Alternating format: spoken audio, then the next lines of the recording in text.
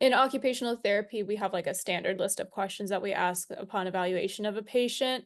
And typically, at least in the inpatient setting, we don't typically ask about like sexuality or body image unless we think that that might be something that a patient is interested in. I'm just curious if that's something that you typically wait for a patient to bring up on their own, or is that something that you ask in your initial evaluation? So the first thing I'll say is you are actually asking questions about body image, but you might not realize that that's what you're asking. So Mhm. in my trainings, as an example, I give a very broad framework for what body image encompasses.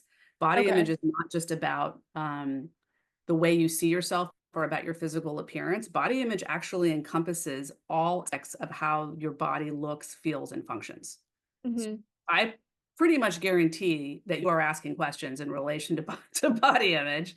Yeah. Um, so that's number one. And then number two, what was the other part of the question? Um, Should that be something that we wait for a patient to bring up or that we should initiate with a patient? so 100% do not wait for the patient to bring it up. Okay. Because, I mean, if you think about this, and again, when I talk about body image in these educational settings, I explain to people every cancer patient goes through a process of body image adaptation because Mhm. every cancer patient has something about their body that changes, whether Mhm. it's through treatment or whether it's because of the cancer itself, right? Mhm. And because body image concerns are normal and to be expected, uh, Yeah. it's a universal conversation. It's actually a very easy thing to bring up. It's normal to have concerns about body image. It's normal to be concerned about changes to your appearance or changes to your functioning. What, if any, concerns are you having? So I Mhm. kind of have this model, what I call the three C's of Mhm. how you start these conversations.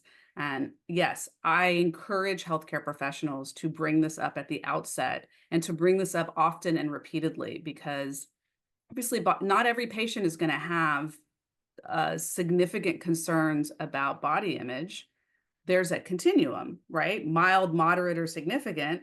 And even patients that have mild concerns about body image, where you think I don't really need to address that, this patient seems like they're, coping pretty well, whether it's with scars or hair loss or weight gain or whatever it is, they could use a lot of help and support, even with those kind of mild or to be expected body image changes, and to have that space to have the conversation. Because a lot of people will discount that, or oh, you're doing great, or you look great, you look like there's a Yeah. lot of invalidation that goes on, and Mm. giving patients permission to have that conversation is really important. So Mhm.